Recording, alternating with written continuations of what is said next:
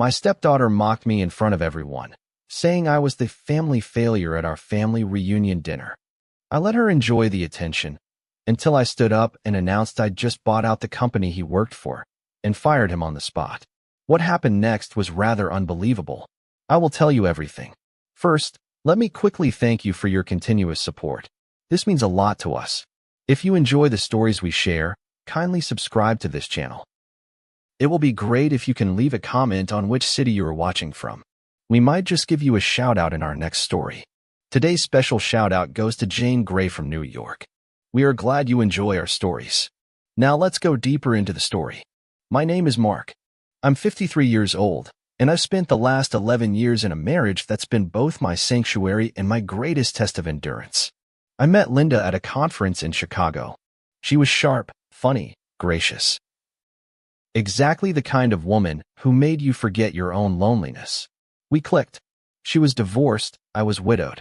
She had a daughter from her first marriage, Ashley. And while Linda warned me that Ashley could be a little territorial, I chalked it up to the usual growing pains of blending families. I was wrong. From the very beginning, Ashley saw me not as a new chapter in her mother's life, but as an intrusion, a threat. A man who didn't fit the script she'd written for her world, no matter how well I treated her mother or how quietly I carried myself around her scorn. Ashley was 20 when I married Linda, already out of the house, working part-time at a fashion boutique, and full-time on curating an online life that screamed privilege and perfection. She had her father's money, her mother's beauty, and a self-assuredness that didn't leave much room for humility. To her, I was nothing more than the tech guy her mom settled for. I didn't drive a foreign car, didn't summer in Aspen, didn't play golf or quote luxury designers. I built my business from a second-hand desk in a one-bedroom apartment. No investors, no shortcuts, just time, failure, and a stubborn refusal to quit. But that story didn't matter to Ashley. She wasn't interested in substance, only status. Over the years, I stayed quiet. I endured the little digs at family dinners, the passive-aggressive comments about my nerd job, the eye rolls whenever I tried to give input on vacation plans, the way she'd lean into Linda and whisper just loud enough for me to hear, "He tries so hard." It wasn't just her words. It was her tone, her presence. Like I was a guest who'd overstayed his welcome.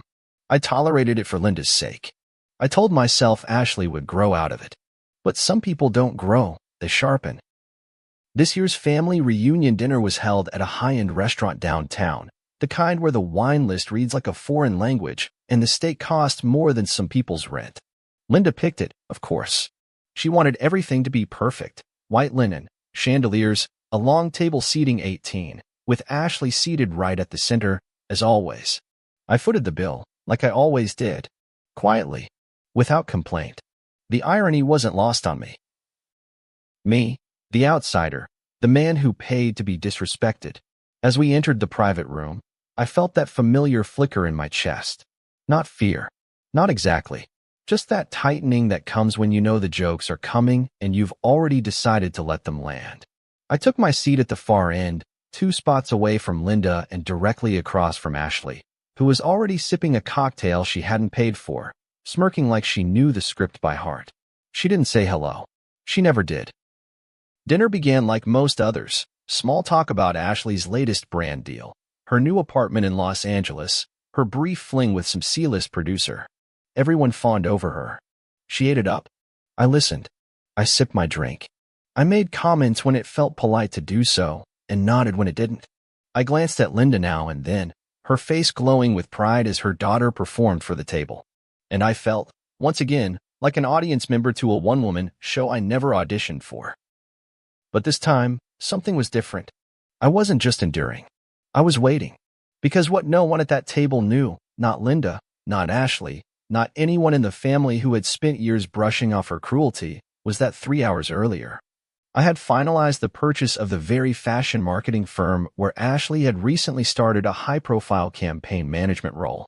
The acquisition had been in the works for 6 months. I hadn't known she worked there until 2 weeks ago, when her name popped up during a final employee audit. At first, I considered saying nothing. But then she called me Linda's charity project in front of her cousins at the bridal shower. And I realized something. I was done swallowing shame to keep other people comfortable. I had signed the documents that morning. My lawyer had sent the confirmation at 2:16 p.m., and I was no longer just the man Ashley mocked. I was her boss. Correction. I was her former boss. The decision to let her go wasn't made out of anger. It was clarity, a reckoning, a line finally drawn. As the appetizers arrived and the chatter around the table grew louder, I leaned back in my chair and let Ashley continue to dominate the conversation. Her voice cut through the air like a blade, laughing too loud, talking over her cousin, telling a story about her trip to Milan and how some people just don't get luxury. I watched her. I waited. And I smiled. The final act was coming. She just didn't know the curtain was about to fall. The shift always came right around the second round of drinks. That's when Ashley's voice would grow a little louder, her posture looser, her smiles wider and faker. She'd done this dance at every holiday dinner and birthday brunch for the last 10 years. Wait until the wine flowed, and then sink her teeth into me with a grin. A performance, really. Her stage was the dining room. Her audience? A room full of enablers who laughed when they should have spoken up, who glanced down at their plates like shame didn't belong to them. I knew the rhythm of it by heart. But this time, I wasn't the one walking into her trap. She stood with her wine glass, high heels clicking on the floor as she tapped a spoon gently against the side, calling for silence like she was toasting at her own wedding. The room hushed on command. Of course it did. Ashley knew how to hold a room. Especially one that never held her accountable. I just want to take a moment, she began, voice syrupy, to appreciate everyone for coming together tonight. Family matters, right?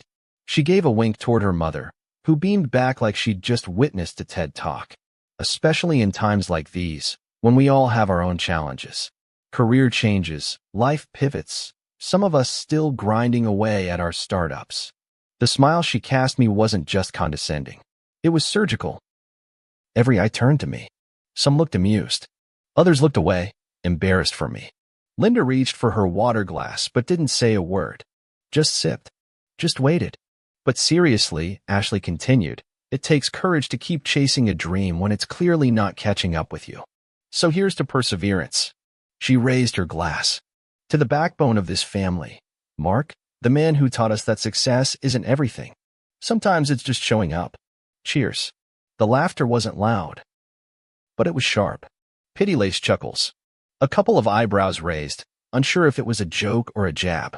I didn't move. Didn't blink. I just smiled. The same smile I'd worn a dozen times before, when the knife went in, but I pretended it didn't draw blood. Except this time, the knife missed its mark. I stood slowly, glass in hand, napkin folded neatly beside my untouched plate. The room quieted again. I rarely spoke during these gatherings, and when I did, it was usually brief and polite. But tonight, I had something worth saying. Thank you, Ashley, I said calmly. You've always had such a way with words. She bowed slightly, basking in the mock applause of her own ego. I try, she said. I stepped forward, just slightly, enough to close the distance between the head and foot of the table. It's true what you said about perseverance, about showing up. But there's something else I think we should toast to. Ashley raised an eyebrow. Oh. I held her gaze, never breaking. To new beginnings. A murmur ran through the table. Ashley tilted her head, confused. Okay, that's vague. Let me be more specific, I said. As of this morning, I finalized an acquisition through one of my holding companies. A boutique marketing firm. You know it well. She frowned, visibly annoyed now. Which one? Oakwell and Mason. She blinked. Twice. That's where I work. I know, I said, voice smooth. Or rather, where you used to work. Her glass hovered midair, fingers stiffening around the stem. What? I turned to Linda. I didn't bring this up before because I didn't want to make the dinner about business. But Ashley's toast reminded me. Sometimes, things just align. Someone gasped. Maybe her aunt, maybe her cousin's wife. Ashley's face drained of color. You're joking. I took a folded envelope from my inside jacket pocket and placed it gently in front of her plate. Termination letter. Effective immediately. HR will be in touch about the exit process and severance. No, you can't just, this is a family dinner. She hissed, eyes wild. You made it about me, I said. I'm just giving it a proper ending. She stood, unsteady. Mom, she cried. He can't do this. Linda looked stunned, frozen. Her mouth opened, but no words came out. I can, I said, stepping back. And I just did. Then I walked. Calm. Steady. Past stunned faces and awkward silence, past waitstaff frozen in the doorway. I didn't stop. I didn't turn. The air behind me buzzed with disbelief and shattered ego, and still, I walked. My driver was already outside. Door open. Engine running. As I climbed in, I heard Ashley's voice echo faintly down the hall. High-pitched, panicked, trying to reclaim control. But control wasn't hers anymore. I gave it to her one last time, and then I took it back. There was a stillness in the back seat of that car, the kind that wraps around you like armor after battle. The leather seat felt colder than usual against my spine, and the soft hum of the engine underscored the gravity of what had just happened. I didn't check my phone. I didn't need to. I could already picture it. Ashley still standing at the head of the table, hand shaking, voice cracking, trying to rewrite the scene in real time. Maybe someone tried to comfort her. Maybe Linda finally found her voice. But it didn't matter. The curtain had closed. The performance was over. For once, I'd been the one holding the final line. The ride home felt surreal. The city lights blurred past the window like silent witnesses, indifferent to the chaos I'd left behind. My driver, an older man named Harold, didn't speak. He never did unless I invited it, and tonight, I didn't. He gave me one quick glance in the rearview mirror, more curiosity than concern, and returned his eyes to the road. That small glance grounded me. This wasn't a movie. It wasn't some dramatic finale. It was a man, quietly reclaiming his space in a family that had never seen him as anything more than a footnote. The next morning, I was at the office by 6:45. I hadn't slept much, but I didn't need rest. I needed momentum. My assistant, Carla, met me with a raised brow and a coffee already in hand. You've got 3 voicemails, she said, sliding the phone toward me. All from an Ashley Campbell. Want me to block her? I stared at the screen, watching her name flicker under the red urgent label. No, I said. Let them come through. But I won't be calling her back. The truth was, the decision to let her go wasn't about vengeance. It never had been. It was about clarity. I'd spent too long carrying her venom in silence. Her comments, her entitlement, her thinly veiled jabs about how real success doesn't look like spreadsheets and servers. She had no idea what it took to build something from scratch. No idea what it meant to risk everything. Ashley lived in a world of curated aesthetics and unearned applause. She thought being followed meant being admired. Thought being loud meant being right. But in the business world, the real world, none of that mattered. What mattered was ownership, substance, and timing. The acquisition had started innocently enough. My firm had been exploring boutique agencies to diversify our client portfolio. Oakwell and Mason came up in a short list. Good reputation, weak financials, poor leadership. It was a perfect target. I didn't know Ashley worked there until 2 weeks before the deal closed, when I reviewed the personnel list and saw her name listed under brand strategy. I'd stared at it for a full minute, blinking, rereading it just to be sure. That moment, seeing her name attached to something I would soon own, wasn't satisfying. Not right away. It was complicated. I didn't want to mix business and family. But the more I sat with it, the more I remembered.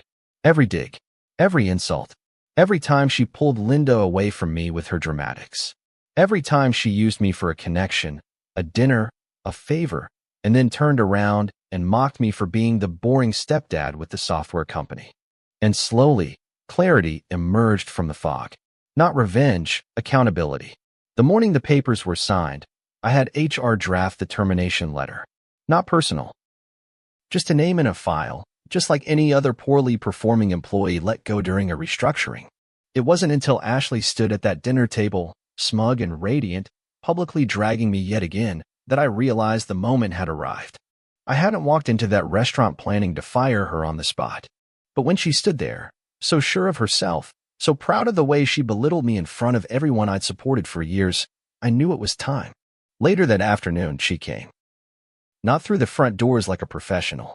She stormed through the executive elevator with the fire of a woman who had never been told no in her entire life. Carla called me twice before I buzzed her in. Ashley marched into my office, red-faced, dressed down from the dinner but still manicured and defiant.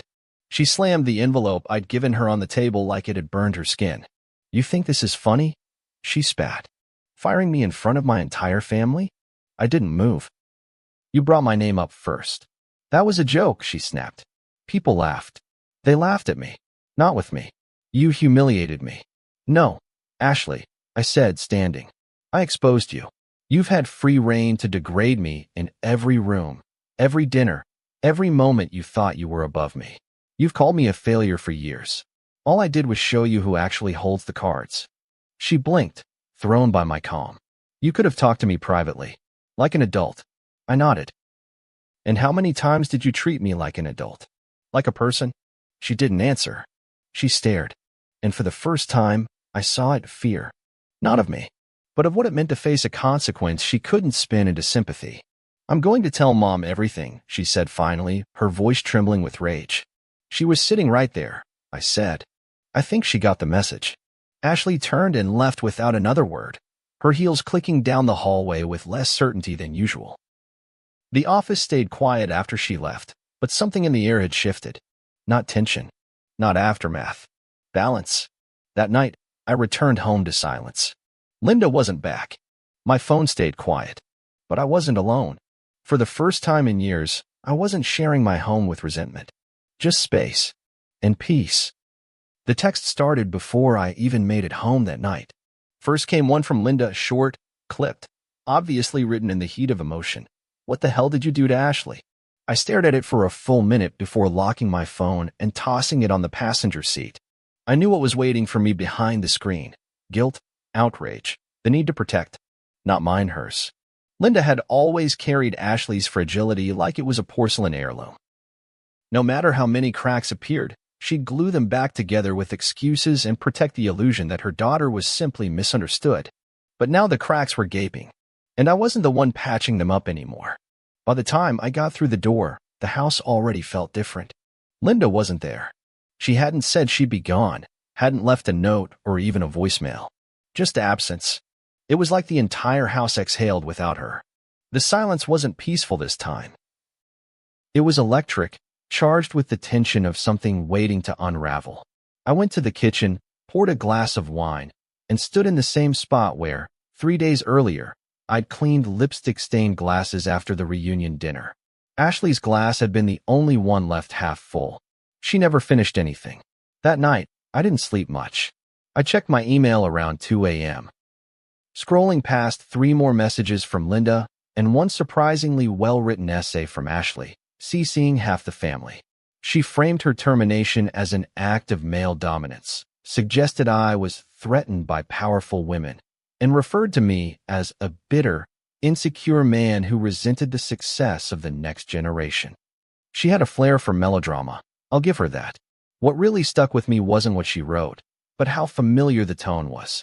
It was the same Ashley I'd known for years. Grandiose, accusatory, unshakably convinced that consequences were cruelty. It wasn't even surprising anymore. Just sad. The real fallout came the next morning. Linda came home. She walked in around 8:30, dressed for work, but clearly not going in. She didn't take off her coat, didn't set down her bag. She just stood at the kitchen entrance and stared at me. "I read the email," she said flatly. "I figured. She's devastated, Mark." I sipped my coffee, letting the heat remind me I was still grounded. "So am I." She shook her head slowly, eyes narrowing. "Why would you humiliate her like that? In front of everyone? You mean the same way she humiliated me for the last 10 years? That was different." "No, it wasn't," I said, voice low but firm. "You laugh with her, Linda. You sat next to her and let her tear me down, year after year, and you laughed." She blinked, stunned. Maybe she hadn't expected me to say it out loud. Maybe she thought I hadn't noticed. "You think I didn't feel it?" I asked. Every time she called me a tech guy like I was some IT intern? Every time she asked how my little business was doing, like I was running a lemonade stand? And every time she turned your love for her into ammunition? Her jaw tightened. "She's my daughter. And I'm your husband," I said. "But you never defended me." The room went quiet. She set her bag on the table slowly, deliberately, like she was trying to buy time. I didn't want to make things worse, she said. They were already worse, I replied. You just refused to see it. We stood like that for a long moment. Two people who had shared a bed, a life, but somehow let a third person rewrite the rules. I saw the tears welling in her eyes before she looked away. She's spiraling, Mark, she whispered. She's saying things she can't take back. She's always said things she can't take back. The only difference is now they have consequences. That hit her hard. She turned her back to me, shoulders rigid. I could see her fighting herself, between the mother who needed to fix her daughter's world and the wife who had finally run out of excuses. She said you embarrassed her. That she'll never recover from this. She wasn't supposed to recover. She was supposed to learn. Linda spun around. So that's what this was? A lesson? No, I said. It was a boundary. That night, she didn't stay. She packed a small bag, just essentials, and said she was going to her sister's. Just for a few days, she said. I nodded. I didn't fight it. I watched her leave like someone watches a storm pass through a town that's already been rebuilt too many times. You don't try to stop it. You just make sure the roof doesn't cave in. After she left, I sat in the living room and opened my laptop. I clicked through old photos. Vacations, holidays, the posed smiles. So many images of me standing just out of frame. Not by accident, just excluded. Over time, even I'd started cropping myself out emotionally, shrinking to make room for their comfort.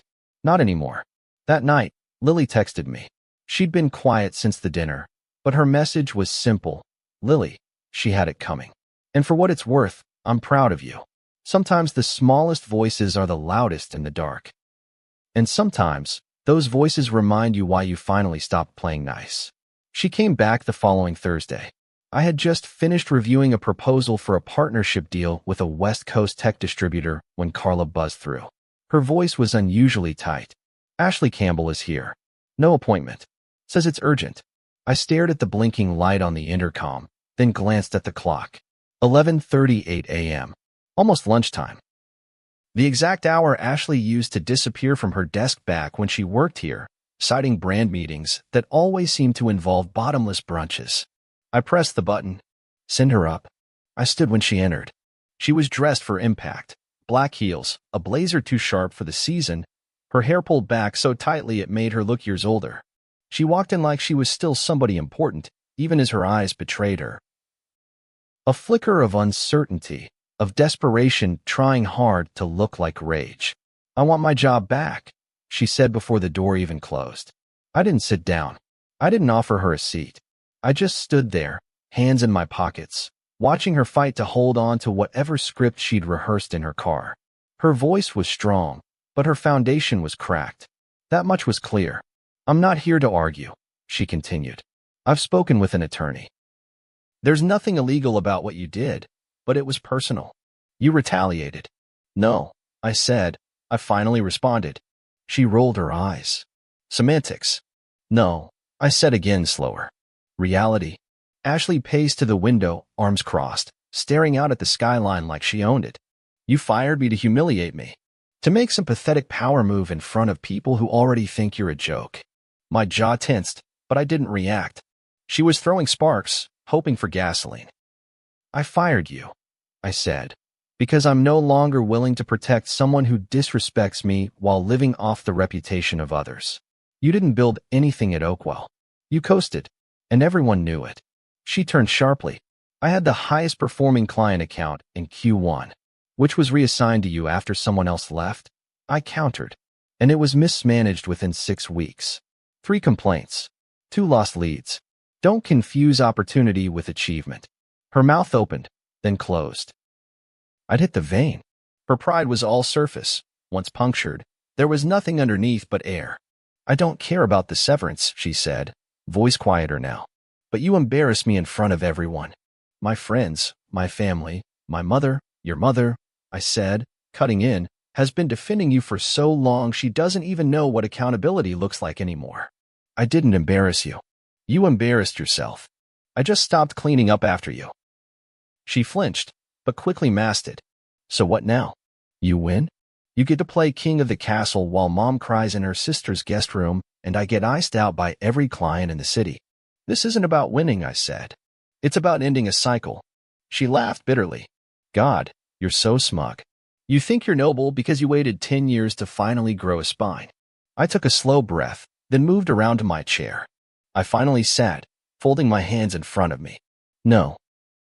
I think I'm justified because I've endured 10 years of being treated like a placeholder in my own marriage. I let your contempt slide so Linda wouldn't feel pulled between us. I let you mock me in front of people I fed and supported. I paid for your rent when your influencer check bounced, and I didn't say a word. I watched you lie to your mother, lie to your employers, lie to yourself. And I still showed up. That wasn't spineless. That was love. She didn't speak. Her eyes were wet now, not from sorrow, but from the sting of being seen clearly for the first time. I gave you more chances than you deserved, I said. And still, you used every one of them to hurt me. Silence. I don't want your apology, I added. And I don't need your respect. I just want space. Permanent space. She moved toward the door, slower now. So that's it? You're done being in this family? No, I said. I'm done being the one they sacrifice. She didn't look back as she left. That night, Linda came home. Her hair was flat from rain. Her eyes puffy from a long week of excuses she could no longer sell. She came to see me, I said as she walked in. I know, Linda replied. She told me everything. I didn't speak. I waited. I'm not angry anymore, she added. I'm just tired. Me too. She dropped her bag at the foot of the couch and stared at me for a long time. I don't know if we can come back from this. I'm not sure either. She sat down slowly. I think we loved each other in very different ways. I know we did. And I think I let her convince me that love means always defending her, even when she was wrong. She did, I said gently. Another long silence. But this one wasn't angry. Just hollow. I'm going to stay at Cheryl's for a while longer, she said. I nodded. That's probably best. And when she left, I didn't stop her. Because sometimes love is real. But respect is the part that keeps it alive. And without it, even love dies quietly. I kept the house clean after she left. Not obsessively. Not like I was waiting for her return. Just enough to maintain the illusion that something could still be held together, even if the people inside it had come apart. The guest room stayed empty. Her favorite mug stayed in the cabinet. I didn't move anything. I didn't burn photographs or box up reminders. But I didn't reach out either. Not to her. Not to Ashley. Not even to the well-meaning cousins and siblings who'd started sending cautiously worded texts like, "Let me know if you need anything." I didn't need anything. I needed nothing. For once, silence was not something I had to endure. It was something I chose. In the mornings, I drank my coffee in the kitchen with the light pouring through the windows just the way she always loved. Funny how quiet beauty can exist right next to grief. I stopped checking Ashley's social media after that week she went on a tirade, resharing articles about corporate abuse and toxic stepfathers, complete with perfectly filtered selfies and vague captions. Her comments were filled with sympathizers, people she'd never met, strangers who didn't know the first thing about dignity, let alone what it costs to preserve it. I didn't reply. I didn't fight her narrative. Let her keep it. It was all she ever owned outright. I got a voicemail from Linda one night just after 9. I let it go to message. I didn't have the emotional bandwidth for another half apology or a gentle reframe of everything I'd lived through. Linda, voicemail, I'm not calling to fight. I just wanted you to know that I told her she couldn't move back in with me until she apologized. I know that doesn't fix anything, but it's the first time I've said no to her. I thought you should hear it from me, not through someone else. I'm still figuring things out. Call me if you want. Or don't. I get it now. I listened to it 3 times. Not because it comforted me, but because it startled me. Linda had finally said no. To Ashley. And in that one decision, I saw the shadow of the woman I'd fallen in love with, the one who once told me that boundaries were brave, even when they broke hearts. Maybe she just needed to remember her own words.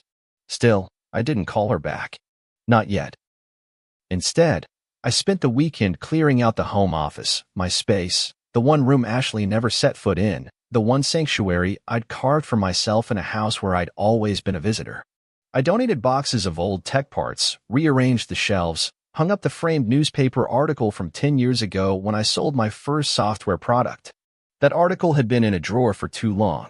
For years, I convinced myself it wasn't something to brag about, that it would just invite more jabs from Ashley, that it would seem like I was trying too hard to prove something.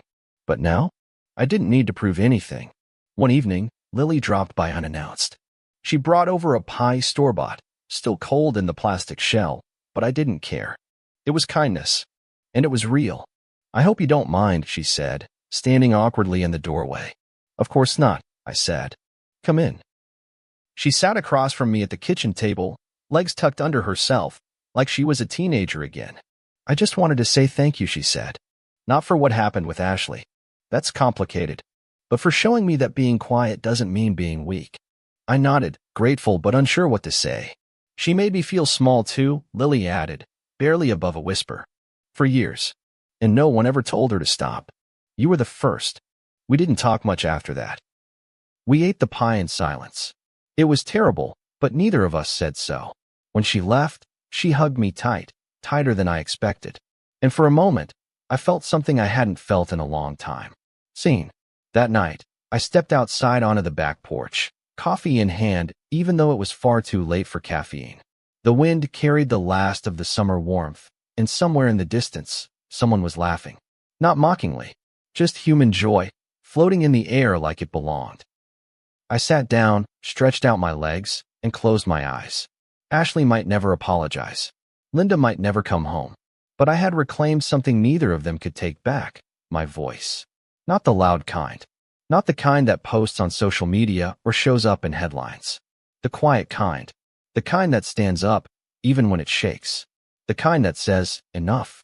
And for the first time in a very long time, that voice sounded just like peace. When silence becomes survival, speaking up can feel like betrayal. But sometimes, it's the most loyal thing you can do for yourself. Have you ever drawn a boundary that cost you a relationship, but gave you back your self-worth? Share your story in the comments. Let someone else know they're not alone. Because silence isn't always weakness. Sometimes, it's the sound of healing. See you soon in the next story.